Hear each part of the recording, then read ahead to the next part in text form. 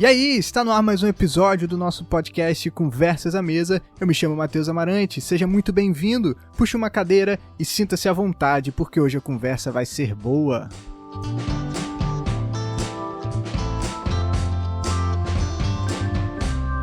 Minha gente, estamos de volta para mais um episódio do nosso podcast Conversas à Mesa e hoje nós estamos recebendo aqui um convidado mais do que especial, um grande amigo, colega, que é o pastor Luiz Felipe. O pastor Luiz Felipe, ele atualmente é pastor titular da Igreja Evangélica Congregacional em Vila Paraíso, diretor do Departamento de Educação Teológica da União das Igrejas Congregacionais do Brasil, ele tem bacharel em Teologia, licenciatura em Letras, é licenciado em Filosofia e especialista em Pregação Expositiva e Aconselhamento Bíblico e está terminando seu mestrado em Ministério. Então, um currículo extenso para apresentar aí um homem que está, com certeza, além desse currículo, né?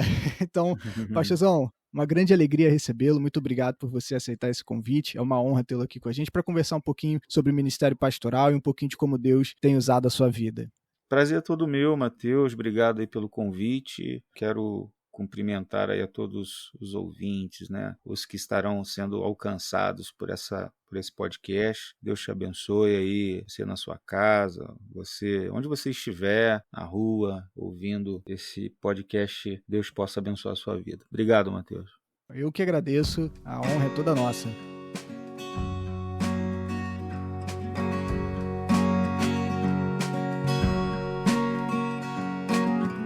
Pastor, vamos lá começar a nossa conversa e tem sido já uma constante aqui nos bate-papos que a gente tem tido, que as primeiras perguntas, elas têm sido justamente sobre o iniciozinho da sua caminhada. A gente tem conversado um pouco sobre como você foi alcançado pelo Evangelho, seu processo de conversão, e eu queria justamente que você começasse falando como que foi que você se converteu, como Cristo te alcançou, em que momento da sua vida, se você veio de um lar cristão ou não, que momento que você foi alcançado pelo Evangelho e como se deu isso na sua vida? Como foi que você recebeu a mensagem do Evangelho? Ok. Eu não nasci num lar evangélico, né? Na verdade, a minha experiência com o cristianismo, né? Minha primeira experiência com o cristianismo se deu quando eu era ainda muito novinho, né? Ali por volta dos 9, 10 anos, que eu me lembre, através de uma tia, esposa do irmão do meu pai, uma tia emprestada, na verdade, porque casada com meu tio, irmão do meu pai. Essa tia, ela morava em São Gonçalo, aqui, no Morro do Vila Oriente, e era uma diaconisa da Igreja Batista de Vila Oriente. E todas as vezes que eu ia à casa do meu pai, nas férias ou em algum momento assim especial, ela me chamava para a igreja, principalmente no período das férias ali, ela me chamava para ir à EBF. Ela, sabendo que eu estava na casa do meu pai, no período de férias, ela logo mandava convite ou então ia me buscar. Então esse foi o primeiro contato que eu tive com o cristianismo. E, como eu disse, meus pais não eram cristãos e quando eu tinha 8 anos de idade, meus pais se separaram. Quando eu nasci, meu pai morava aqui em Niterói, junto com a minha mãe.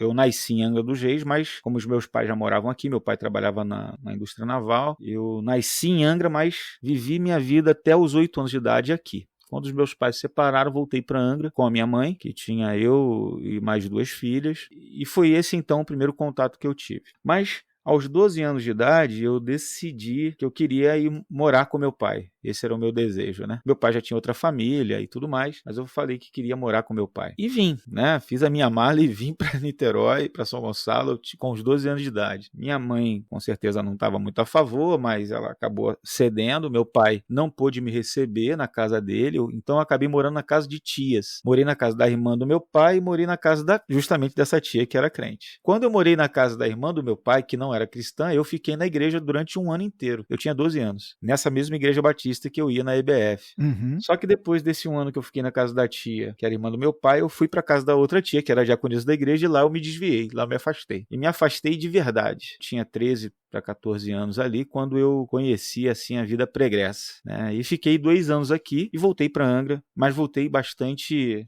mal, digamos assim, né? Tendo experiências as mais diversas assim no mundão. Então esse foi o período do primeiro contato que eu tive com o cristianismo, com a palavra, com o evangelho, mas eu vim a me converter de verdade aos 15 anos de idade, 15 para 16 anos. Foi quando eu tive um encontro com Jesus, eu tive uns problemas muito sérios que envolviam parte psicológica, psicológica, psiquiátrica e parte espiritual, envolveu muita coisa, fruto de toda essa minha revolta, de toda essa minha vida meio complicada na infância e na adolescência, e Deus usou esse expediente aí, digamos assim, aquilo que a gente diz, né? Quem não vem pelo amor vem pela dor, e de fato comigo foi pela dor. Eu estava muito mal mesmo, quando o Senhor me resgatou. Então, eu tinha 15 anos quando eu voltei para os caminhos do Senhor, e estou até hoje, pela graça de Deus, firme e forte, apesar dos reveses que a gente enfrenta, né? Então, a minha conversão, ela aconteceu ali na década de 90, né? 95,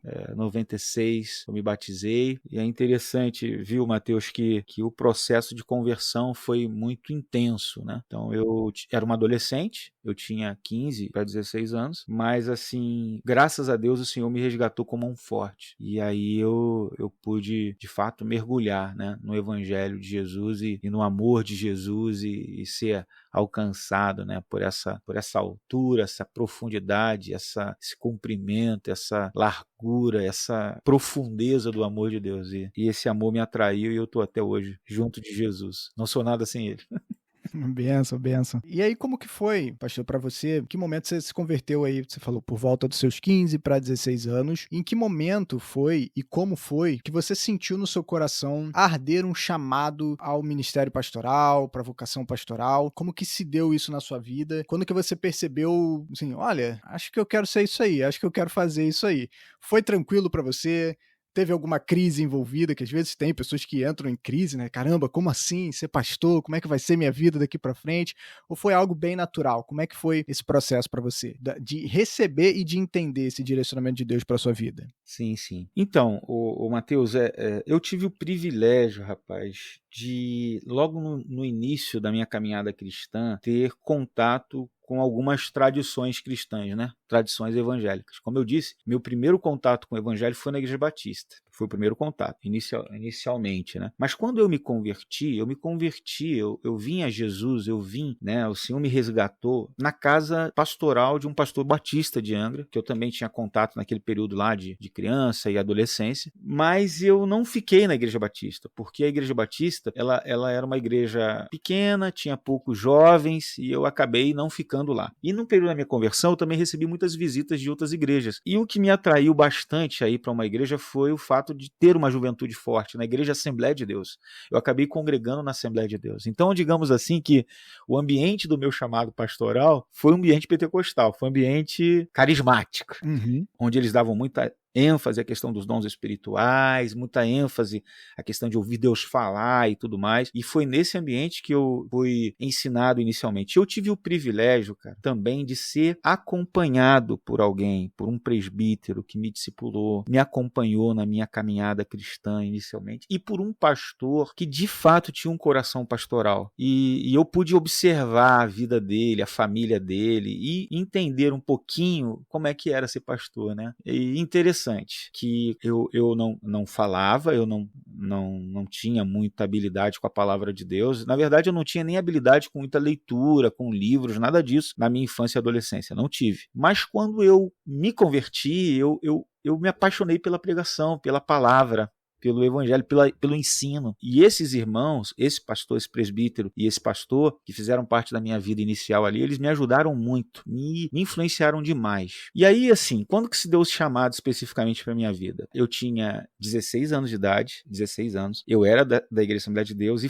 eu estava participando de uma conferência, de um congresso de jovens, quando eu cantava no coral da juventude. Na Assembleia de Deus, você sabe que tem essa questão dos departamentos, de mulheres, de homens, de jovens, de adolescentes, e tinha um coral, cada departamento tem o seu coral, que cantava também, né? E eu cantava no coral da juventude, inclusive solava algumas canções, alguns hinos na época, mas não falava, né? Quando eu tinha oportunidade, eu costumo dizer e brincar que quando eu tinha oportunidade para cantar alguma coisa assim, nem cumprimentar os irmãos eu cumprimentava, eu já ia cantando, eu não falava nada. Mas no final de um congresso, o pastor presidente da igreja, que era um pastor que eu não tinha muito contato, que eu não tinha muita relação, porque eu era de uma igreja, na Assembleia de Deus, chamada Ministério do Provetar. Esse pastor é o pastor da igreja sede, que ficava na Ilha Grande, no Provetar, e eu congregava numa das congregações, na subsede, que era na cidade de Angra mesmo, no bairro do Balneário. Jardim Balneário. Então, como era congresso, o pastor presidente estava presente e outros pastores também e tudo mais. E quando terminou o congresso, esse pastor me procurou, né? O pastor presidente me procurou. E ele me chamou no canto e falou para mim assim: meu filho, você pode não entender muito bem o que eu vou falar com você agora, por você ser muito jovem e tudo mais, mas eu preciso dar uma palavra para você, que eu senti da parte de Deus. Aí eu falei: tudo bem, pastor, pode falar e tal. Ele falou assim: eu vi você cantando, você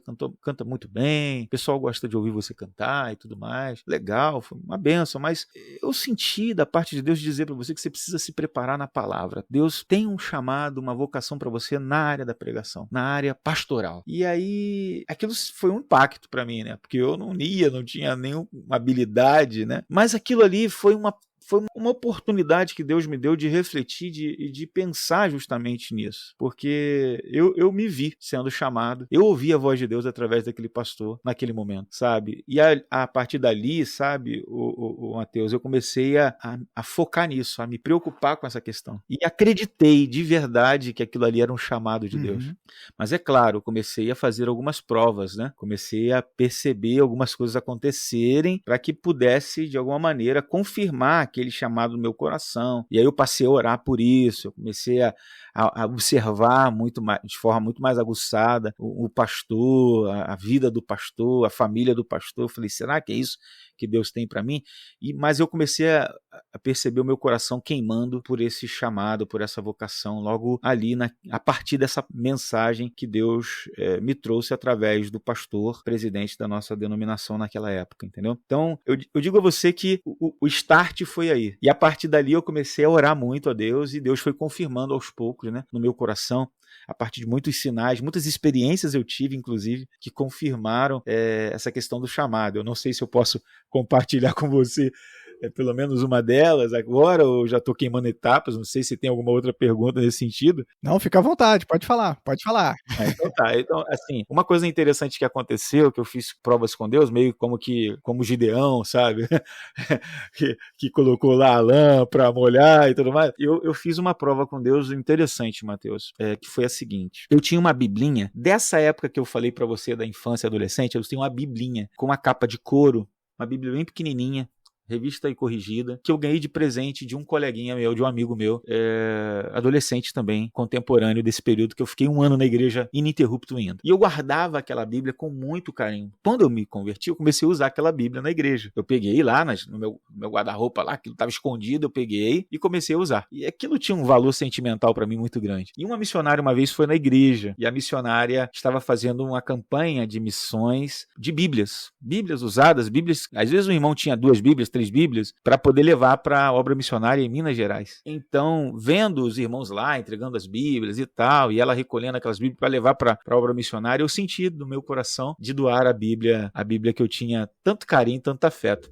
Mas eu me lembrei dessa mensagem que eu havia recebido do pastor presidente. E uma prova que eu fiz com Deus, foi muito inusitada, interessante, é que nessa época estava sendo lançada no Brasil a Bíblia Thompson, Bíblia de referência Thompson, com notas, versículos em cadeia temática, notas arqueológicas e tudo mais. E eu nem imaginava o que era a Bíblia Thompson. Não fazia nem um pouco de ideia do que era. Mas só que como ele tinha dito que eu tinha o chamado pastoral para a área da palavra da pregação, e o pessoal dizia que essa Bíblia é uma Bíblia de pregador e tal, para estudar, para conhecer melhor a palavra de Deus, mesmo sem saber, o que eu fiz? Eu entreguei a minha Bibliazinha para a missão e falei com Deus: Senhor, se eu de fato fui chamado e vocacionado para o ministério pastoral, usa alguém para me dar uma Bíblia Thompson, porque eu não tenho condições de comprar. A Bíblia Thompson é uma Bíblia cara, eu não tenho condições. Na época eu trabalhava comércio, né? Na verdade eu até estava desempregado nesse período inicial na minha conversão, e eu falei: Senhor, eu não tenho condições de comprar, deve ser cara, e realmente era cara, mas usa alguém. Eu quero dar a minha Bíblia, eu vou ficar sem Bíblia, eu peço ao Senhor que use alguém para confirmar o chamado. E meu irmão, Deus ouve a oração, Deus ouve a nossa oração, e Ele é aquele que chama, é aquele que confirma, Ele é aquele que respalda. Passado assim mais ou menos 1, 2 semanas, um irmão da igreja me viu sem Bíblia, e ele me perguntou: irmãozinho, você está sem Bíblia, você não tem Bíblia? Então, eu era novo convertido. Então ele se preocupou com isso, né? Eu me lembro que ele era gerente de uma farmácia no centro de Angra, né? O nome dele era Zé Maria. E aí o Zé Maria me perguntou se eu estava sem Bíblia, e ele disse assim: eu vou deixar uma Bíblia com você, que eu comprei nessa semana. Mas essa Bíblia não é uma Bíblia adequada para você que é um novo convertido. Eu vou comprar uma outra para você mais simples e tal, porque essa eu comprei, é uma Bíblia nova que lançou, e é uma Bíblia de estudo e tudo mais. Mas eu vou deixar ela com você até eu comprar uma para você, tudo bem? Então fica com ela até que eu compre uma para você e te entregue. Quando ele me entregou a Bíblia, ele pegou no carro e me entregou, qual era a Bíblia? A Bíblia Thompson, de capa preta, brochura. Aquilo aqueceu meu coração, comecei a tremer na base, mas ele tinha dito que a Bíblia não era minha. Eu falei assim, então eu vou me contentar em ficar um pouquinho com a Bíblia e ele vai me dar uma outra, mais simples, mas não sabia ele, né, que Deus já tinha falado ao meu coração, e o que eu tinha orado por essa Bíblia, ele não sabia, eu não falei nada, fiquei na minha, porque era uma prova minha com Deus, né, e meu irmão, passou uma, passou dois, três, um mês, passou mais de um mês e nada de ele trazer a Bíblia, até que um dia ele falou assim, meu querido, fica com essa Bíblia para você, porque eu já comprei uma outra para mim,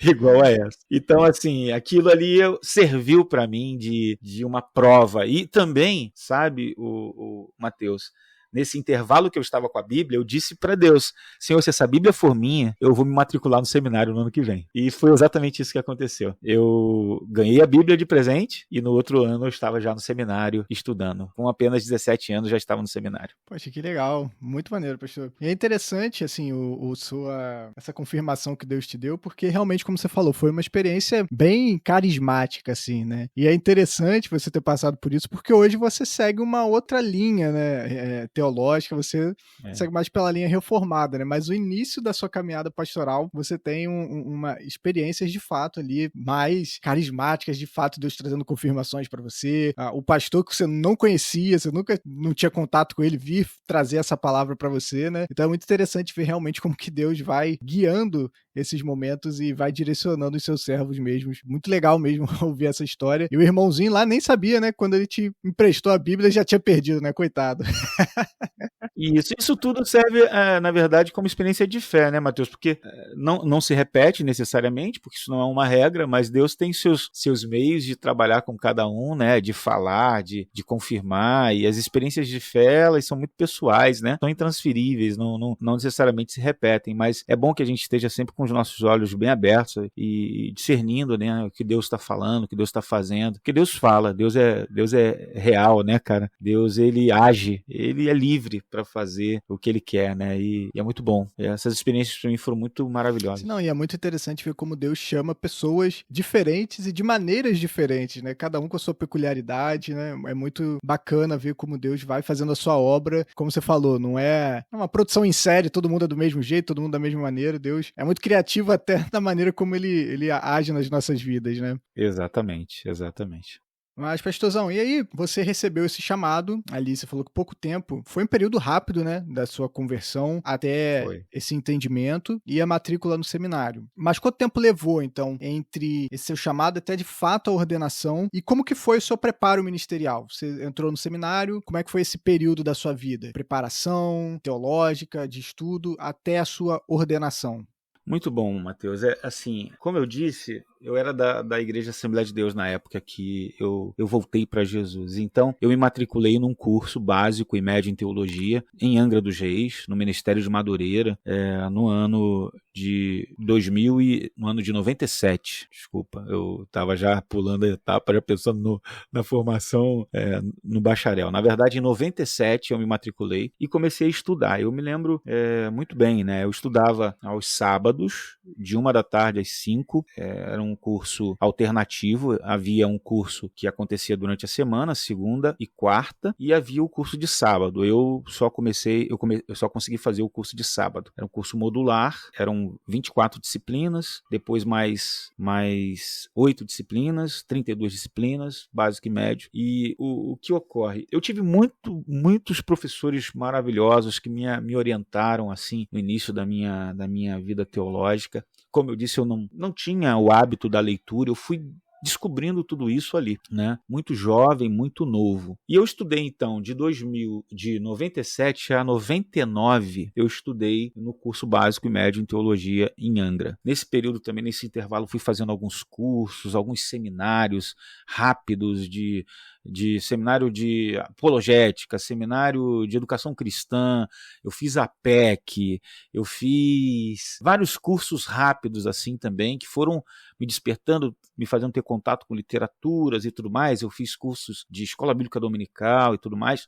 Um detalhe muito importante é que eu conheci a minha amada esposa nessa fase também. Então eu conheci a minha esposa com 16 anos. Quando eu entrei pro seminário, eu já namorava a minha esposa, com 17 anos, em 97, pro curso de teologia, eu já namorava a minha esposa, noivei com ela, fiquei 3 anos namorando, noivado ali, né, entre namoro e noivado. Nesse período eu já estava comprometido também com a minha esposa, até para casar, porque eu me casei muito rápido, muito cedo, né? Então, em 99, a gente tem um marco. O que acontece em 99? Eu me caso em 99, tinha acabado de fazer 19 anos, eu me casei, terminei o curso básico e médio de teologia, e em 99 chega em Angra dos Reis o curso de bacharel em teologia na Igreja Congregacional, um seminário interdenominacional que começa a funcionar nas dependências da Igreja Congregacional de Angra, a primeira igreja de Angra, congregacional. O pastor batista, que eu me converti na casa dele, era o diretor do seminário, olha só que interessante, e pastores batistas, congregacionais, presbiterianos, assembleanos, como professores. Então eu tive acesso a muitas tradições ali, né? Quando foi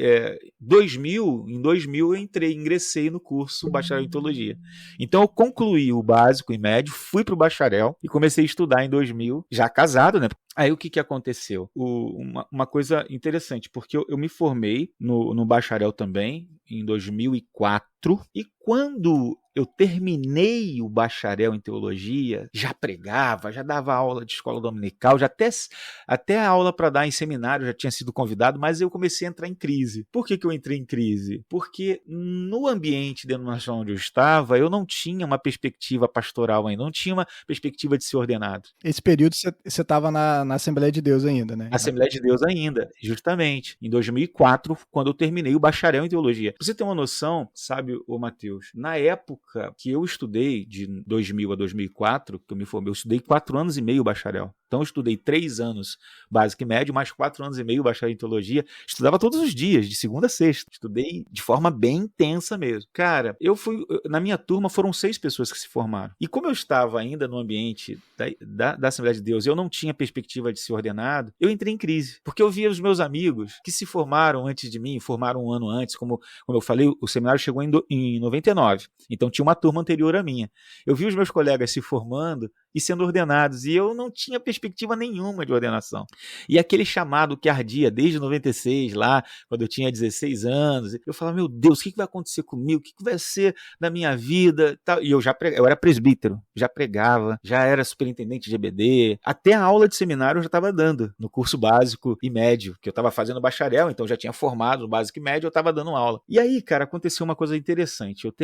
Eu no último ano, em 2004, eu recebi um convite para montar um seminário junto com um amigo, um pastor amigo, que foi meu professor, em Angra dos Reis. E nós fundamos o seminário Instituto Bíblico da Assembleia de Deus Sul-Fluminense em Angra dos Reis, que se tornou depois FATESF, Faculdade Teológica Sul-Fluminense em Angra dos Reis. E é interessante que eu ajudei, Deus me preparando já para o futuro ministerial, porque eu ajudei a fundar esse seminário, a iniciar esse seminário, e não sabia eu que eu receberia a oportunidade de estudar faculdade no ano seguinte, 2005, eu fui para a faculdade. Voltei para São Gonçalo, já casado e com meu filho, com 2 anos de idade, e fiz faculdade. Mas nesse período que eu venho para Niterói, em 2005, o que acontece? Eu vou congregar numa igreja onde eu tive a experiência de ser diretor de um seminário durante 4 anos. Então eu vim para São Gonçalo novamente, fiz faculdade em Niterói, de letras, português e literaturas, e tive a experiência de dirigir esse seminário durante 4 anos,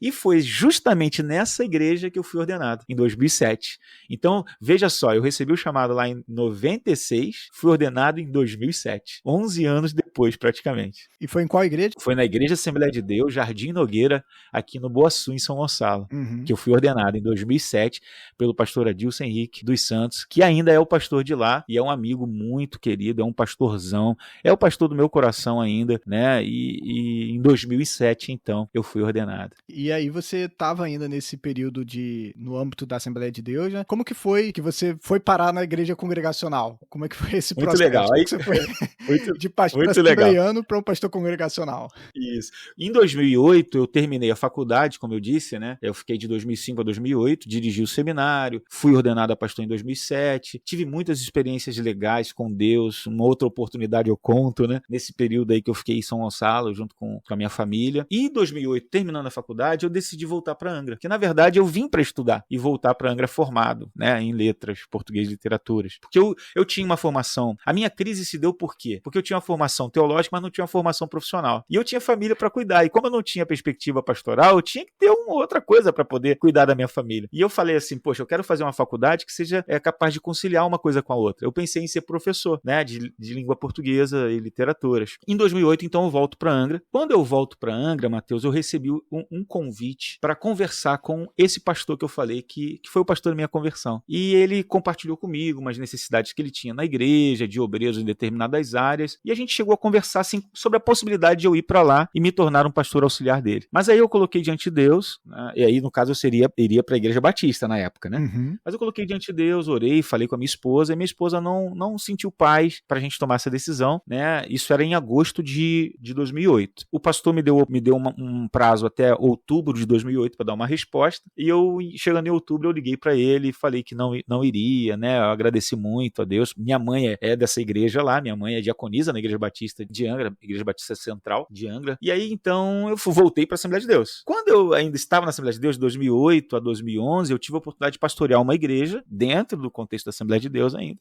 Só que em 2011 foi quando eu cheguei à conclusão de que eu precisava migrar, sair de uma denominação para outra. Uhum. Senti que não era mais compatível com aquilo que eu acreditava, com a maneira de eu ser pastor, com o jeito como eu encarava o ministério pastoral, a vocação, nada contra, né? Tem muitos amigos na Assembleia de Deus, tem muitos irmãos, né? Os familiares da minha esposa são todos da Assembleia de Deus. Eu tenho pessoas que eu amo de paixão, né? Dentro da Assembleia de Deus, respeito e agradeço muito a Deus por todo o tempo que eu passei lá, pela escola que a Assembleia de Deus foi para mim, mas eu cheguei à conclusão que não dava mais para permanecer naquela denominação. E coloquei diante de Deus em oração e comecei a conversar com alguns amigos, pastores. Falei para eles que eu estava pensando em transicionar para uma outra denominação, não sabia ainda qual, para que eles pudessem me ajudar em oração. E numa dessas conversas que eu tive com pastores conhecidos, amigos, eu conversei com um pastor da Igreja Congregacional da Japuíba, mais especificamente a Igreja Evangélica, Igreja Missionária Congregacional Ágape, pastor Marcos Inácio, em Angra, e foi ali que eu percebi a possibilidade de ser pastor congregacional, porque ele começou a conversar comigo sobre a Igreja Congregacional, o modelo de igreja e tal, e eu vi que era compatível com aquilo que eu acreditava, com aquilo que eu buscava como pastor, né? E aí a gente conversou com a direção da igreja, entregamos a congregação que a gente pastoreava, que eu pastoreava, e fiz essa transição.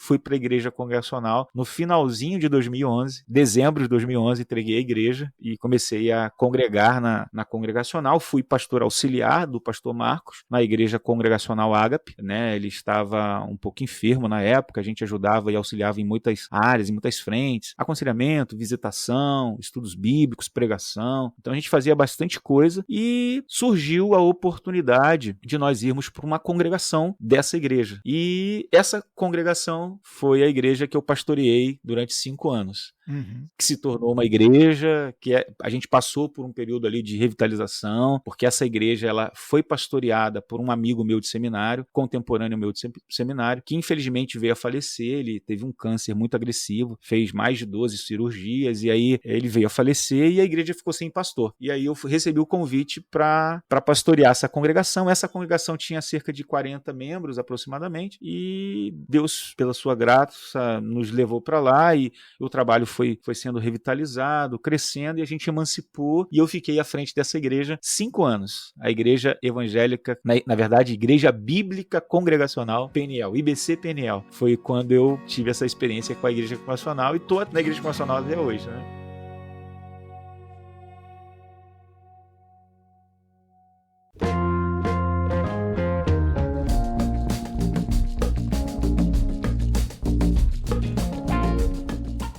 E E aí você teve essa experiência, né, como você falou, de basicamente uma revitalização, né? Você chegou lá, era uma congregação ainda, ela não tinha sido organizada ainda como uma igreja, né? Era um grupo pequeno, basicamente, quase, poderíamos dizer assim, quase uma plantação, a gente poderia usar esse termo aí? Digamos que foi uma replantação, né? Uma Aham. replantação, replantio de igreja, né? E aí você foi trabalhando com esse grupo, você poderia falar um pouquinho melhor? O que você encontrou quando você chegou lá? Como é que foi o trabalho no início? Se foi difícil? Como que o trabalho foi acontecendo? Um pouquinho mais sobre esse período específico? Legal. Eu acho que é uma oportunidade muito legal, maravilhosa de compartilhar isso, porque tem muitas nuances interessantes, né? Para quem estiver nos ouvindo aí também perceber. Esse trabalho, Matheus, ele já tinha alguns anos funcionando. E como é que esse trabalho surgiu nessa igreja, essa congregação surgiu? A partir de pequenos grupos, que o pastor Marcos e a Igreja Congregacional Ágape chamava de cultos caseiros. Na verdade, eram reuniões de membros da igreja sede, da igreja mãe, que se reuniam naquela região, né, da Banqueta, Nova Angra, que era uma região próxima, Banqueta e Nova Angra, e tinha um grupo de irmãos que moravam nesse lugar, um grupo considerável de irmãos. E eles começaram então a se reunir como um pequeno grupo, e o pastor Marcos, numa visão de Deus, entendeu que poderia se tornar uma congregação, né, um ponto de pregação e uma congregação. Esse pastor que eu falei, que eu mencionei, o pastor Jânio, saudoso pastor Jânio, um excelente amigo, uma pessoa maravilhosa, que estudamos juntos 3 anos, né? Ele era da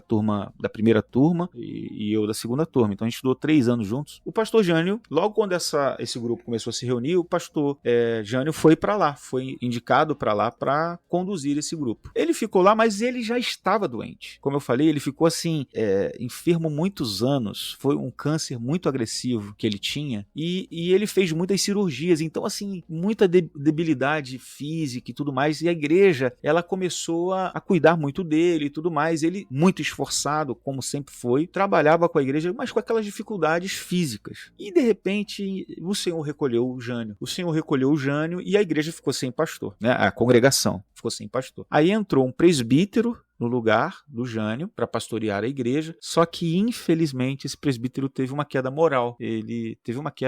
A igreja sofreu um novo baque. E aí entrou um outro presbítero que não tinha vocação pastoral, ele entendia que não tinha vocação pastoral, ele estaria ali como interino. E é nesse período que eu entro como pastor da congregação. Então eu encontro, como é que eu encontro? Eu encontro uma igreja muito ferida por conta da perda do seu pastor querido, que começou o trabalho, ferida também por essa situação de queda moral de um obreiro que estava lá interinamente, e a gente então tem que fazer todo um trabalho, todo um processo de revitalização, de replantio, na verdade, de resgate das famílias, de oração, de organização, de solidificar a filosofia de ministério da igreja, aquilo tudo, né? Então, de revitalizar o ministério de louvor, o ministério de crianças, de ordenar novos obreiros. Então, tudo isso aí foi muito trabalhoso, mas pela graça, pela misericórdia do Senhor, Deus foi trazendo reforço, trazendo pessoas se convertendo, pessoas sendo batizadas. Então, as coisas foram acontecendo para a glória de Deus, até o momento que o pastor presidente lá da igreja mãe entendeu que a gente podia se caminhar sozinho.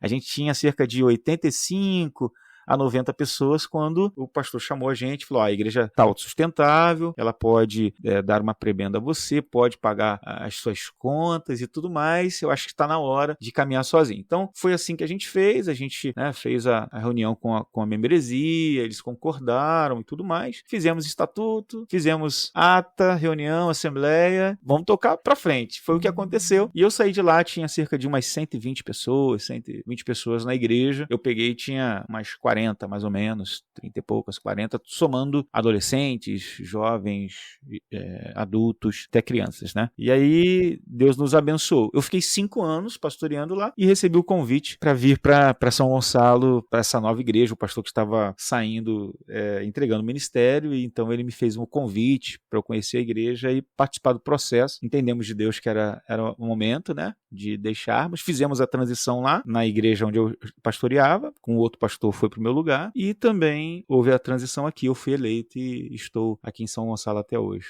E quais foram, assim, pastor, para você, os maiores desafios nesse início de reestruturação dessa igreja? Você poderia dizer assim, talvez na área de ensino ou na área de discipulado, quais foram as maiores dificuldades que você passou ali no início desse ministério para conseguir fazer a igreja respirar de novo depois desses baques que ela sofreu, esses baques, né, seguidos?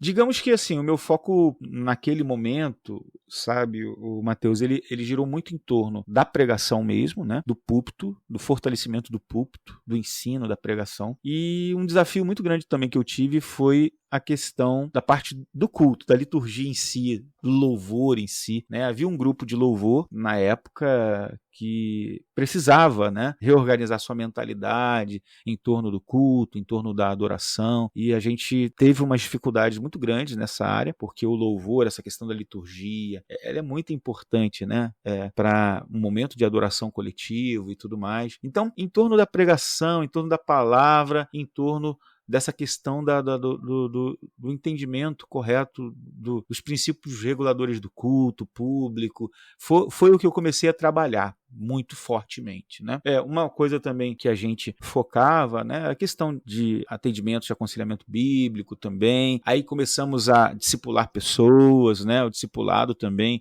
foi um foco da nossa igreja, mas digamos que inicialmente, no primeiro momento, foi a centralidade da pregação da palavra de Deus, da boa teologia bíblica e do entendimento do evangelho. Essas três coisas foram centrais e fundamentais inicialmente. E as outras coisas foram surgindo, liderança, discipulado, disciplina bíblica, outras áreas também que são importantes para que a igreja seja saudável. Mas eu acho que tudo parte daquilo que é mais essencial, que eu entendo ser a marca mais essencial, que é a questão da pregação expositiva da palavra de Deus. Então, a gente procurou centrar a igreja na palavra, ser uma igreja centrada no evangelho, centrada na palavra, centrada na boa teologia, entendeu? Eu acho que esse foi o principal marco do meu ministério naquele momento ali inicial, entendeu? Quem te conhece, assim, mais de perto, acompanha seu ministério, sabe que você tem um foco muito grande justamente na área de pregação expositiva, você dá palestras, dá cursos nessa área. Então, a pregação é algo central no seu ministério, né? A exposição das escrituras. E eu queria que você falasse assim, pastor, como que é esse processo para você, da centralidade das escrituras no seu ministério, da pregação, a importância que ele tem para o seu ministério e também uma forma de talvez incentivar pastores que possam estar ouvindo aqui, gostando dessa conversa, incentivá-los a também priorizarem isso, a importância de priorizar a pregação das escrituras nas igrejas. Você pode falar um pouquinho sobre isso? Beleza. Eu quero só fazer um gancho antes de entrar nesse ponto, dizendo o seguinte, que, como eu disse, Deus me deu a oportunidade de ser diretor de um seminário no período que eu estava aqui fazendo faculdade, e em Angra também, em 2016, eu fundei o Seminário Congregacional de Angra. Uhum. Então, assim, a Associação das Igrejas Congregacionais me convidaram, os pastores, e me convidaram para fundar um seminário congregacional em Angra. Uhum. Em 2016, a gente funda o Seminário Congregacional de Angra dos Reis, e eu como diretor e presidente do conselho. É bom que eu diga isso, e uma outra coisa importante também, sabe, ô Mateus, que nesse processo de transição para a Igreja Congregacional, algumas coisas muito legais aconteceram no meu ministério. Por exemplo, eu tive contato com o Ministério Prega a Palavra, um ministério que é centrado na pregação expositiva da primeira Igreja Batista de Atibaia, a PIBA, e eu fiz esse curso, porque em 2011 eu estava em transição para a Igreja Congregacional, o Prega a Palavra chegou em Angra em 2009, 2010, e eu concluí o curso de pregação expositiva, 8 módulos, período de 4 anos, 2011, 2012, a gente fez a formatura. Então eu me formei, junto com esse pastor batista que eu falei, que era o diretor do seminário, lá da minha conversão, ele fez parte da turma, porque o Prega a Palavra foi lá, e então esse curso Prega a Palavra foi muito importante para mim, na área de pregação. Embora eu já tivesse um certo conhecimento de pregação expositiva, porque logo no início dos meus estudos teológicos eu tive contato com um livro chamado Pregação Bíblica, do Haddon Robson, e esse livro foi muito, muito revelador para mim, e eu era um apaixonado pela pregação, eu era uma pessoa que meus olhos brilhavam quando eu vi um bom pregador pregando. Então, digamos que o Prega a Palavra foi a cereja do bolo para mim, né? E me ajudou demais. Outra coisa também que eu gostaria de falar foi que eu conheci também o NUTRA, que é o Núcleo de Treinamento e Recursos em Aconselhamentos Bíblicos, né, do pastor Jairo Cárceres, lá da Igreja Batista Pedras Vivas, e esse curso também foi um marco divisor na minha vida, que é a área de aconselhamento bíblico. Uhum. Então, por que eu estou falando isso? Porque o que eu vou falar agora, para todos os ouvintes, né, que estão nos ouvindo agora, os nossos espectadores aí, pessoas que estão tendo acesso a esse podcast, é que no meu ministério, 3 áreas muito importantes começaram a modelar meu ministério. Primeiro, a questão da pregação expositiva, bíblica expositiva. Segundo, a questão do discipulado, a mentalidade discipuladora. E terceiro lugar, a questão do aconselhamento bíblico, que são, na verdade, a pregação pública do Evangelho e a pregação particular do Evangelho. Então, o ministério da palavra, ele tem esses dois vieses que se desdobram nessas três áreas importantes: o viés público e o viés particular. E eu comecei a me dedicar muito a essas áreas no meu ministério, sabe? A pregação, ao discipulado e ao aconselhamento bíblico. E eu vejo, viu, Mateus, que essas são áreas muito carentes hoje. Eu vejo que são áreas em que os pastores, infelizmente, têm deixado a desejar. Muitos pastores, não estou dizendo todos, obviamente, mas muitos pastores têm deixado a desejar. Por quê? Por conta das muitas atividades, às vezes, que o pastor está envolvido. O pastor acaba pegando coisas e demandas que não são próprias do ministério pastoral. Há uma falta de entendimento do que é realmente ser um pastor. Então você vê assim, eu até entendo, por ter sido pastor de uma igreja pequena, que às vezes é necessário o pastor estar envolvido com uma coisa ou outra e tal, mas quando a igreja começa a ter um corpo de membros e de oficiais, pessoas ordenadas, o pastor precisa começar a delegar e ele precisa retornar para o centro, para o miolo do seu ministério, daquilo que de fato é o ministério pastoral. Porque senão você não vai fazer o seu trabalho de forma diligente. Porque a gente tem muitos modelos pastorais, sabe, o Mateus? A gente tem um modelo do pastoral meio capelão, modelo pastoral meio CEO, né, administrador de empresa. A gente tem um modelo pastoral do cara que é um apresentador de palco. Então a gente tem muitos modelos pastorais. Mas o que de fato Deus espera de um pastor? Que ele seja um excelente expositor da palavra de Deus, que ele seja alguém que seja um modelo de discipulador e que ele seja um pastor focado no cuidado das pessoas, que é a questão do aconselhamento bíblico. Então assim, se você for um bom expositor bíblico, um bom discipulador, um bom modelo de aconselhador, né, de conselheiro bíblico, você vai estar cobrindo a sua igreja com o ministério pastoral de uma forma que a igreja vai ficar saudável. Existem outras áreas? Existem, mas essas três áreas que eu estou falando são as áreas mais fundamentais. Então, assim, são as áreas que eu me dediquei, são as áreas que eu compro mais livros. E olha que no início, como eu disse, sendo diretor de seminário, até professor de seminário, eu gostava muito da área da teologia bíblica, da teologia sistemática. Eu tenho muitos livros nessa área. A minha matéria, a minha cadeira no seminário é teologia sistemática. Eu dou aula de escatologia, dou aula de cristologia, dou aula de eclesiologia. Essas disciplinas da teologia sistemática, da teologia bíblica, eu amo. Mas eu tenho me dedicado muito nesses últimos anos, como pastor de igreja, na área da pregação, na área do discipulado e na área do aconselhamento, porque eu vejo que são áreas que de fato precisam ser redescobertas, sabe? Muitos pastores têm deixado, formados lá no seminário, não sei, nos idos dos anos não sei quanto, mas não voltaram mais, não compram mais material, não compram mais literaturas, não participam mais de conferências nessas áreas, muitos não participam, não vão mais a oficinas, a workshops, não fazem uma reciclagem nessa questão, e são áreas muito importantes, e a igreja sofre por causa disso. Então, como pastor, eu digo a você que são as áreas que eu tenho mais me dedicado. Uhum. E eu gostaria de recomendar a todos os que estão me ouvindo, né? Principalmente pastor, claro, obreiros de uma maneira geral, crentes de uma maneira geral, mas principalmente pastor, que você, meu querido, minha querida, que está me ouvindo agora, que foi chamado para a área do ensino, da pregação, você é professor de EBD, você é um líder de departamento, mas que fala, né?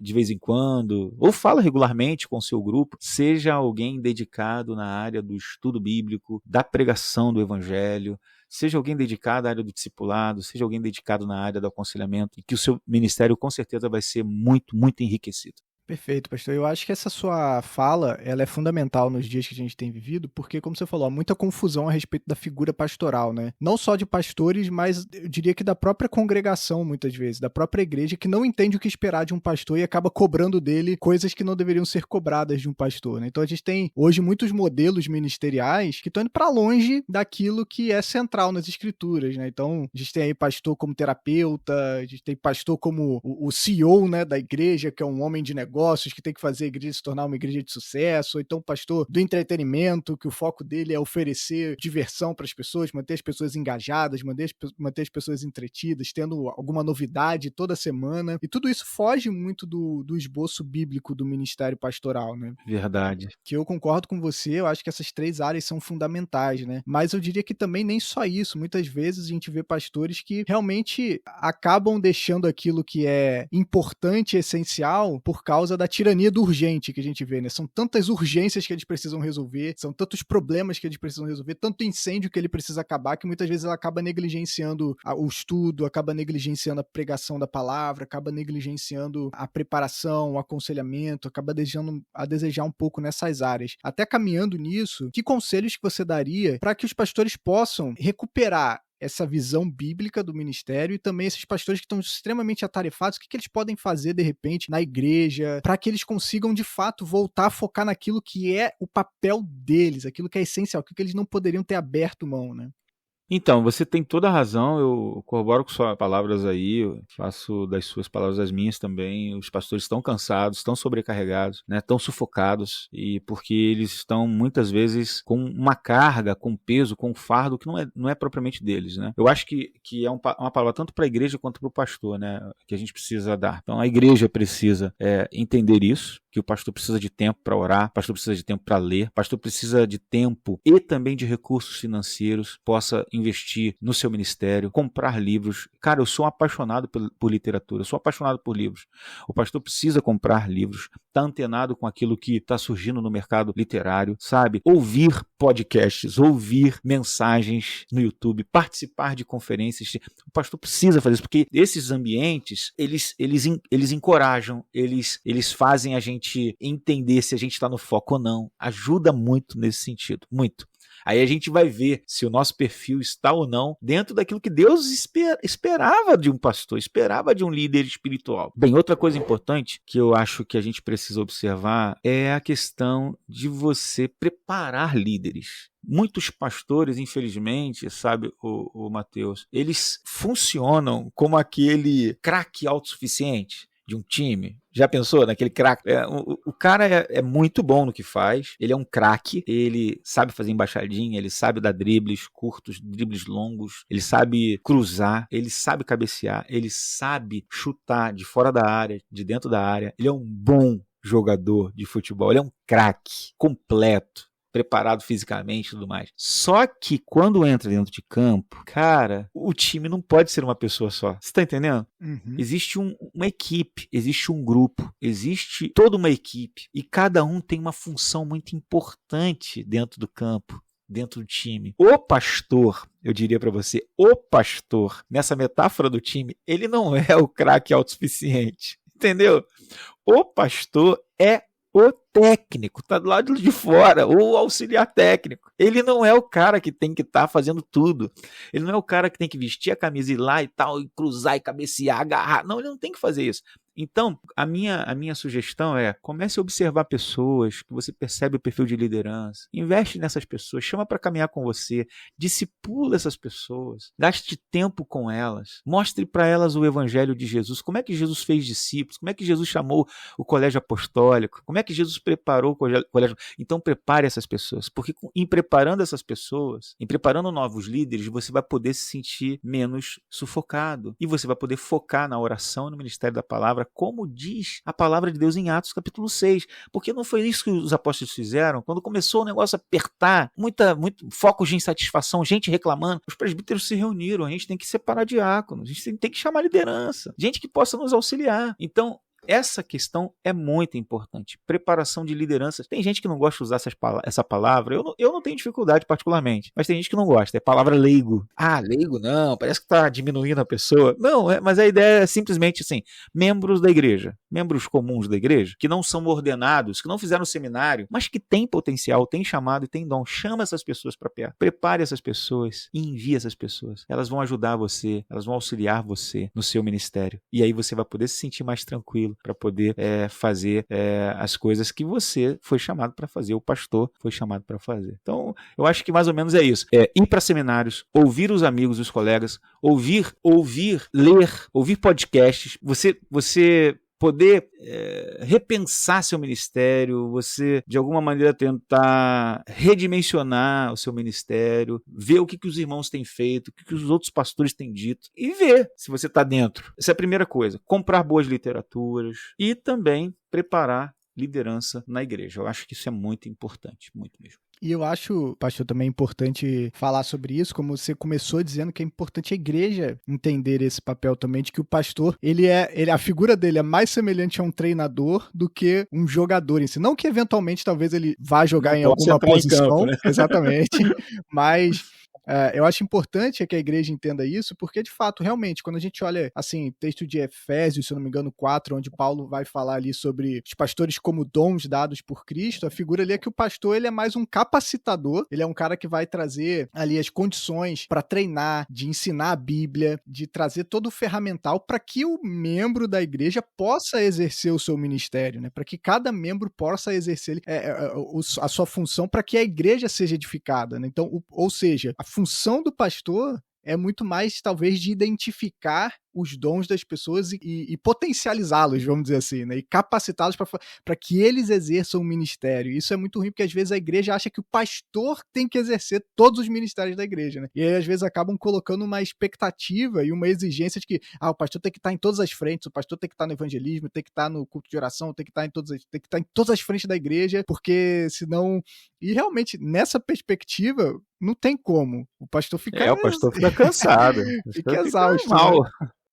E aí, assim, é interessante que você falou sobre isso. Quando a gente pensa na igreja e quando a gente pensa no trabalho pastoral e nessa questão toda que você acabou de mencionar, né, da estrutura de funcionamento da igreja, o que a gente tem observado? Até um livro recente, né, que tem pouco tempo atrás que foi lançado, nos ajuda muito nesse diagnóstico, a questão da trelice da videira. A videira fica cansada. A videira é justamente a igreja, né? É uma metáfora da igreja. Por que ela fica cansada, sobrecarregada? Porque há muita estrutura, é mais treliça do que videira, e a videira está sufocada, né? E o pastor está sobrecarregado.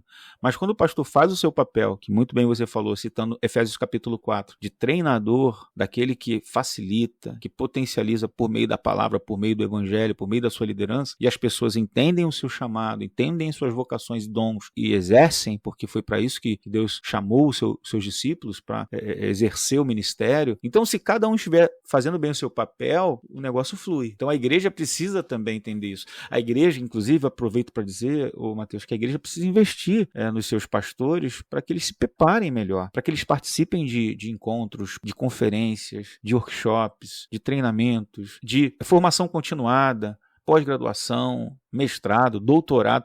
É muito importante que se faça isso, porque o pastor, ele vai sempre estar sendo alimentado, porque o pastor fala, mas às vezes ele não ouve, e é nesse momento de ele parar para ouvir que ele vai ser confrontado também, se ele está ou não no caminho, entendeu? Então é muito importante isso. A igreja precisa proporcionar esses momentos para os seus pastores também, entendeu? Agora, até mudando um pouco o foco, também olhando para o outro lado, eu acho que também existe uma outra questão nesse assunto, né, pastor? Que às vezes é até um problema talvez teológico, de pastores que às vezes não conseguem também delegar tarefas por acharem que as coisas não vão acontecer, né? Então, acabam centralizando muitas coisas em cima dele, do tipo, não, tem que passar por mim, tudo tem que passar por mim, quer estar dentro de todas as coisas, por ter, às vezes, um equívoco de que a graça de Deus também está sobre os membros da igreja, e às vezes as pessoas vão errar, às vezes nem tudo vai passar por você, né? Então, acho que alguns pastores também precisam se conscientizar também desse ponto de que, às vezes, é preciso delegar, é preciso aprender também. Quando você falou, treinar a gente, treinar um novo líder, é às vezes deixar que o cara cometa um errozinho ali também, né? Deu um deslizezinho, e esse erro, a graça de Deus vai estar ali também, né? Aquele negócio, né? A igreja, o pastor é essencial para a igreja, mas a igreja não precisa do pastor, precisa de Deus. Se Cristo estiver ali, porque um dia você pode morrer, né? Você pode empacotar, e você tem que deixar a igreja preparada, né? Então, é importante também que alguns pastores entendam isso, né? O que você pensa sobre isso? Justamente isso aí. Eu vejo que a gente não pode ter síndrome de Deus, né, cara? A gente não é Deus, a gente não faz tudo. O Senhor, na sua sabedoria, ele usa o corpo. ele usa a comunidade. Os irmãos têm dons que às vezes a gente não tem e que são complementares ao nosso chamado, ao nosso dom. Daí eu falar mais uma vez sobre a questão da liderança. Eu, por exemplo, posso dizer para você que eu tenho uma fortuna muito grande hoje, fortuna no sentido não de riqueza, de dinheiro, de dólares, não, a fortuna de ter a oportunidade de caminhar com amigos que são líderes na igreja comigo. A gente tem um corpo de presbíteros que eu chamo de MAP, M-A-P, Ministério de Apoio Pastoral. Esses presbíteros me auxiliam em áreas que eu não consigo dar conta, entendeu? Então a gente tem o Ministério de Homens, a gente tem o Ministério de Visitação, de Oração, a gente tem o Ministério de Educação, né, a parte de educação na igreja. Então a gente tem irmãos que nos auxiliam em áreas que a gente não conseguiria dar conta, né? Porque a gente não consegue ser pastor e líder dos jovens, líder de louvor, líder... Não, a gente precisa de gente para nos auxiliar. Então o pastor precisa ser descentralizador nesse sentido de achar que ele precisa controlar tudo. Ele precisa preparar as pessoas, acreditar que Deus as usa, liberá-las, enviá-las e acreditar que Deus vai trabalhar através daquela pessoa. Mesmo que ela erre, que ela falhe, mas ela vai crescer, ela vai amadurecer, ela vai melhorar, e você vai estar ali para ajudar e para auxiliar no que for preciso. Eu aprendi uma coisa interessante, Mateus, que eu nunca esqueço. O pastor Antônio Mendes, lá da Primeira Igreja Batista de Atibaia, e eu aprendi num curso que eu fiz em 2018 chamado O Pastor Líder. Eu fiz esse curso, são 2 semanas, uma semana em abril, uma semana em agosto, e foi justamente na data que eu fui eleito pastor em São Gonçalo. Eu terminei esse curso. Ele dizia que o pastor precisa estar em tudo sem necessariamente estar. Como assim? A presença pastoral não tem a ver necessariamente com a literalidade da presença, ou seja, ele tem que estar em todos os lugares, até porque ele não consegue. Mas ele está representado por líderes que passaram por ele. Líderes que aprenderam a amar o Evangelho, amar a Cristo, amar a palavra, amar o ministério, amar a igreja, amar os irmãos através do ministério dele. Então esses líderes serão uma extensão do pastor. O pastor vai estar lá sem ele precisar estar. Ou seja, o conselho pastoral, a orientação pastoral está na vida daquela pessoa que foi vocacionada por Deus, foi chamada por Deus e que hoje está exercendo o seu ministério para a glória de Deus e para a edificação do corpo de Cristo. Então é isso. Então eu não preciso estar em tudo. Porque eu sei que Deus separou pessoas que estarão me representando como pastor e representando, sobretudo, a Cristo. Cristo está na vida dessa pessoa e ele está exercendo o seu ministério. Então a gente precisa saber que Deus não chamou só a gente, chamou outras pessoas também para o ministério, para o trabalho. E isso é bom, isso é aliviador, é muito bom, é encorajador saber que tem outras pessoas que também trabalham, não só você. Perfeito, pastor. Agora, caminhando um pouquinho aí na nossa conversa, para um assunto um pouco mais pessoal, assim, já teve algum momento na sua caminhada aí, desde a sua conversão, daqueles momentos de chamado, como você falou, aquele momento de crise que você se viu formado, seus colegas começando a pastorear e você ali meio sem perspectiva, né, sem ver como as coisas iriam acontecer. Teve algum momento, até você começar lá a congregação crescer, você vir para São Gonçalo hoje, houve algum momento na sua caminhada, na sua trajetória em que você ficou cansado, em que você pensou em desistir, em que você olhou e falou assim, olha, eu acho melhor buscar outra coisa, eu acho melhor fazer outra coisa, eu vou ganhar mais fazendo outra coisa. Já teve algum momento de decepção, assim, que tenha te desanimado um pouco? E se teve, como que você lidou com isso? Como que Deus tratou o seu coração em relação a esses momentos? Beleza. Com certeza já teve sim. Eu digo para você que eu não sei nem contabilizar quantas vezes.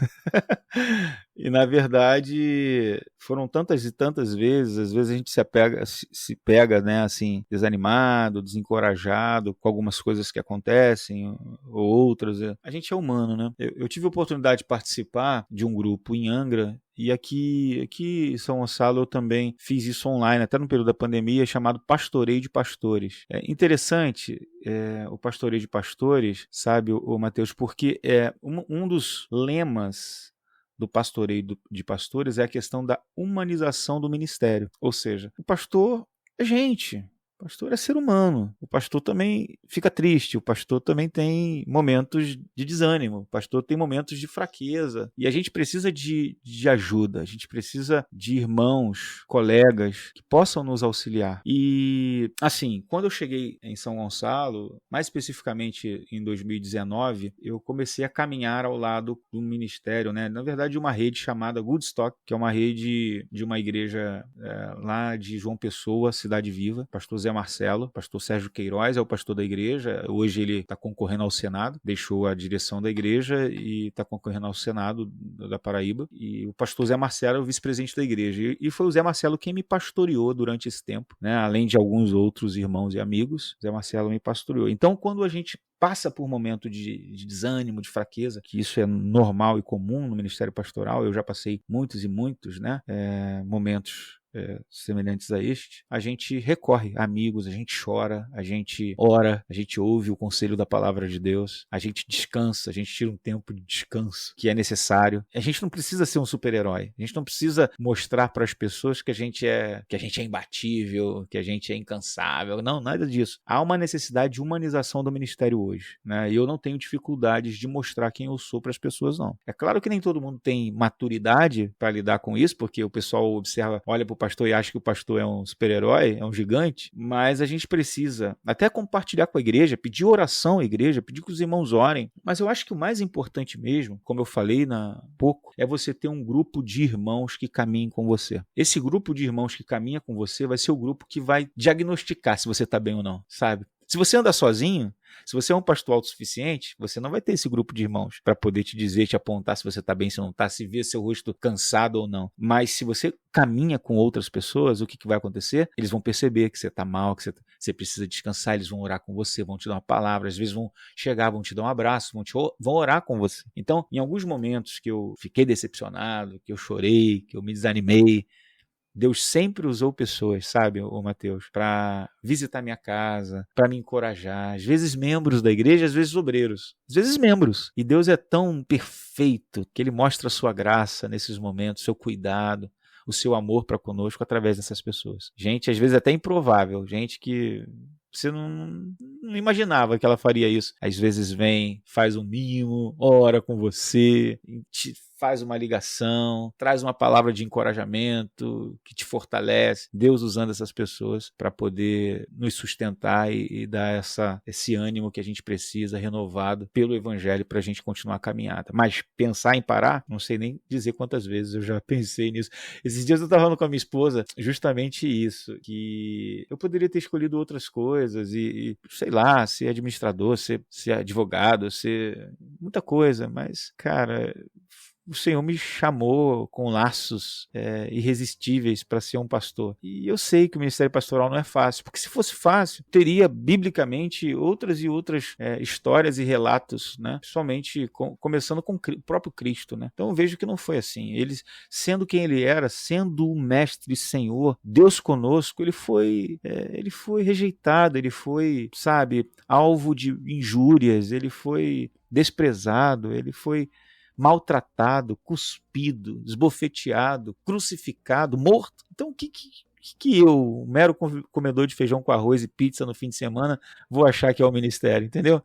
Então, assim, se eu quisesse coisa fácil, era melhor vender algodão doce nas praças, porque as crianças vão ficar tudo felizes, os pais também, vender algodão doce, pipoca, enfim.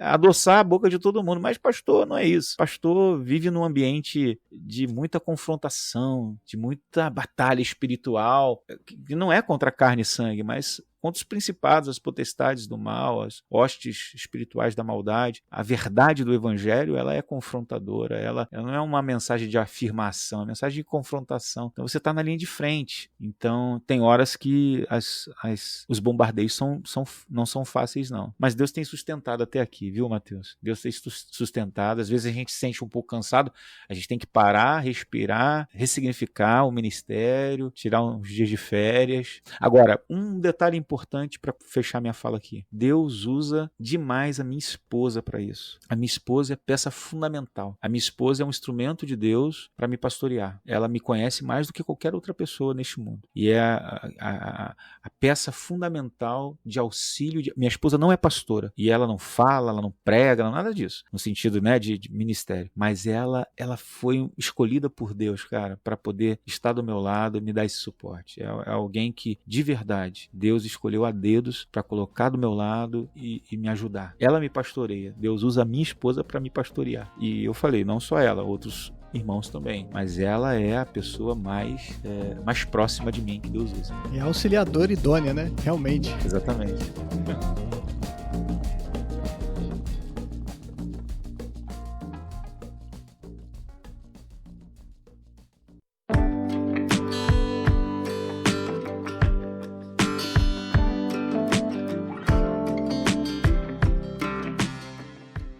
Muito bom, pastorzão, muito bom. Pra gente já encaminhar a nossa conversa pro fim aí, pastor, queria que você pudesse recomendar aí algumas literaturas que tenham marcado o seu ministério, tenham marcado a sua vida como cristão. Eu sei que talvez seja um pouco difícil escolher algumas, selecionar algumas. Inclusive, os nossos ouvintes não estão vendo aqui, mas tem uma biblioteca aí atrás de você, cheia de livros, então talvez é muito difícil escolher um ou outro. Mas você teria, assim, alguns livros que você tem um carinho especial, que você fala assim, olha, esse livro aqui mudou a minha maneira de enxergar certas coisas, de entender o evangelho, de entender o pastoreio. Alguns você fala assim, olha, esses daqui realmente me marcaram de um jeito especial. Você teria algum livro, assim, para recomendar aqui pra gente? Eu acho que, assim, para a gente ser mais objetivo, né, nas indicações, eu poderia, como você falou, eu poderia indicar muitas e muitas coisas. São muitos materiais maravilhosos, né? Mas eu queria recomendar, assim, especificamente para o Ministério Pastoral, que é o tema maior aí da nossa conversa. Eu recomendo a todos que, na área da pregação, na área da exposição bíblica, um livreto muito simples e singelo da série 9 Marcas, Pregação Expositiva, do David Hume. Compre esse livro. É muito importante você ter esse livro na sua prateleira e você tem que devorar esse livro.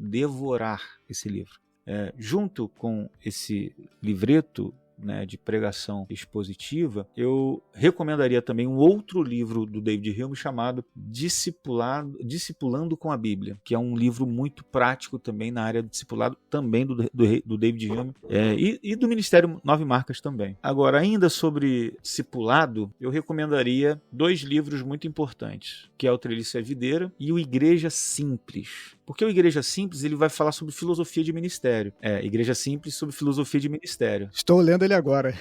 Legal, muito bom. Você vai ver o quanto que esse livro é rico. E o Treliça e a Videira também fala sobre filosofia de ministério e de resgate de um ministério focado no discipulado. Então, eu recomendo demais que vocês tenham na prateleira Treliça e a Videira, do Colin Marsh e Tony Payne, Igreja Simples, do Tom Rainer e do Eric Geiser. São livros que são fundamentais para a vida ministerial. Então, assim, eu acho que são esses.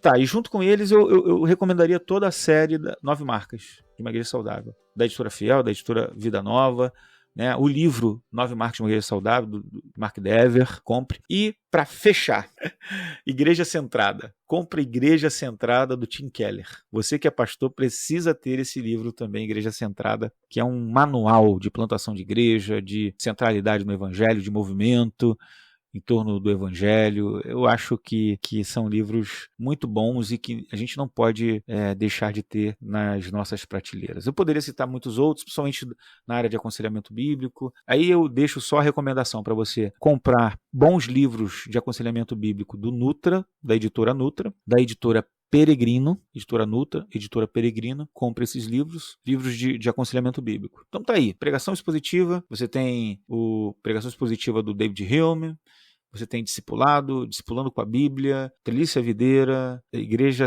Simples, Igreja Centrada, do Tim Keller, os livros do 9 Marcas, e é isso aí.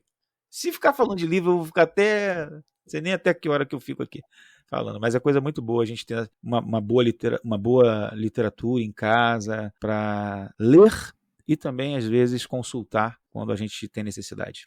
Então você já viu, né? Você pega papel e caneta, anota esses livros aí, abre o carrinho da Amazon, tira o escorpião do bolso e vamos comprar livro, que é importante, né? Que livro é investimento, né, pastor? A gente precisa ter essa noção. Livro não é gastar dinheiro, é investimento para o seu ministério. Né? Me permite aqui, eu cometi até uma injustiça, na minha opinião, eu não citei um livro de pregação expositiva importante, que eu acho que também resume muita coisa. David Hume é um livro muito bom, mas existe um agora que lançaram pela Thomas Nelson, e não estamos ganhando nada, né, com isso, né, divulgando, nada, absolutamente nada. Se quiser, se uma dessas editoras quiserem patrocinar a gente. Mas um livro do Adrian Balsams, é um livro muito legal. Adrian Balsams é uma autoridade na área de pregação. Ele lançou recentemente A Jornada da Pregação, da editora Thomas Nelson.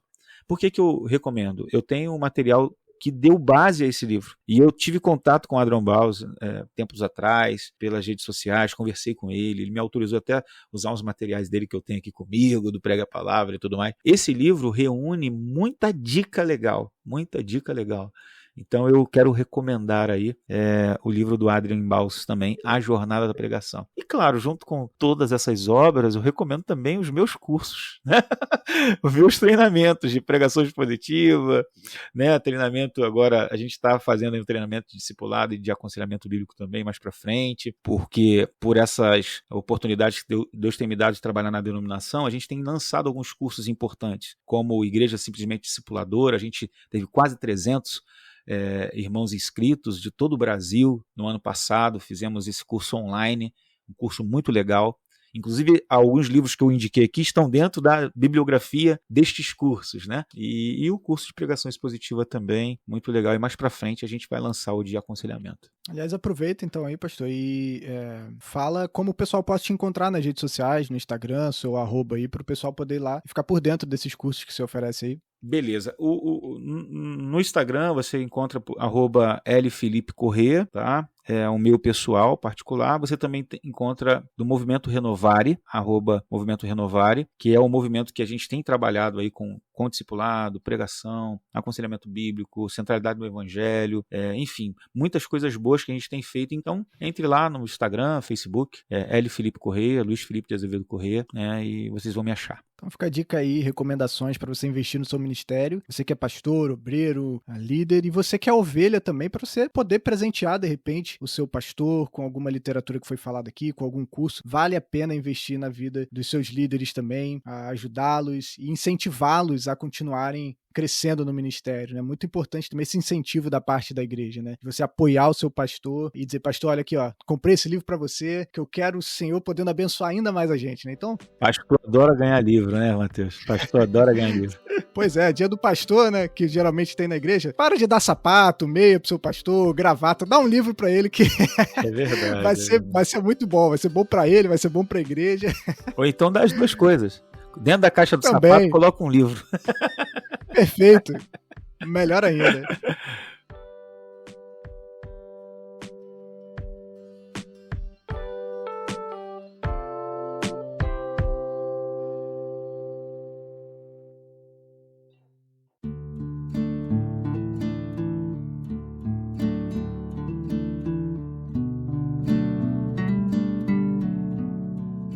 Pastorzão, eu quero agradecer demais a sua presença aqui, esse tempo que a gente passou. Eu sei que não é fácil na rotina de um pastor, às vezes, tirar um tempo entre estudo, preparo, visitação, aconselhamento, tantas coisas que a vida da igreja exige de um pastor, mas ainda assim você separou esse tempinho pra gente estar aqui conversando sobre ministério. Foi um bate-papo muito bom. Eu espero que também quem nos ouviu, quem nos acompanha até aqui, possa ter sido edificado, possa ter sido abençoado, e eu queria demais te agradecer por essa oportunidade e queria que você pudesse encerrar aí com umas últimas palavras, de repente trazendo uma palavra de encorajamento para os pastores, líderes que estão nos ouvindo aqui, talvez encerrando com um pouquinho daquilo que a gente já conversou sobre a importância do para o ministério, de fato investir no ministério, mas queria que você encerrasse então com um conselho, com uma palavra de encorajamento.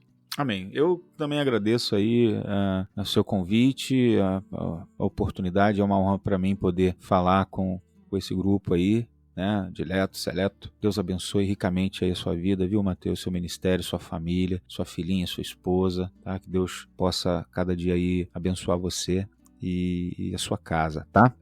Eu, assim, poderia dizer nessas últimas palavras que eu tenho percebido, sabe, nesses últimos dias, a carência, a necessidade de a gente poder ter obreiros, pastores mais preparados, mais qualificados para enfrentar os dilemas e os desafios que o nosso tempo tem colocado diante de nós. Então, a minha palavra de encorajamento, de despertamento, na verdade, é que você que está nos ouvindo, você que é pastor, você que é obreiro, você que é um irmão, uma irmã, um membro de igreja que entende que foi chamado por Deus para uma área específica. Às vezes você não vai ser um pastor, um pregador no púlpito, uma pregadora no púlpito. Às vezes você não vai ser uma professora de EBD, mas você é uma discípula de Jesus, um discípulo de Jesus, alguém que Deus vai usar. Então, esteja preparado para os desafios, para cada oportunidade, porque cada oportunidade é um desafio e Deus quer usar a sua vida. Então, que você possa ser a melhor versão de você mesmo, que você possa estar preparado, qualificado, ser um bom ouvinte de pregação expositiva, ser um camarada bem trabalhado e tratado, talhado pela palavra do evangelho, pela boa teologia, para que você faça a diferença onde você estiver, sabe? Você seja um teólogo onde você estiver, você seja um pregador, um missionário onde você estiver. Esse é o meu desejo, a minha oração, que Deus te use, que Deus de fato faça a diferença através da sua vida. Um grande abraço aí, um beijo no coração.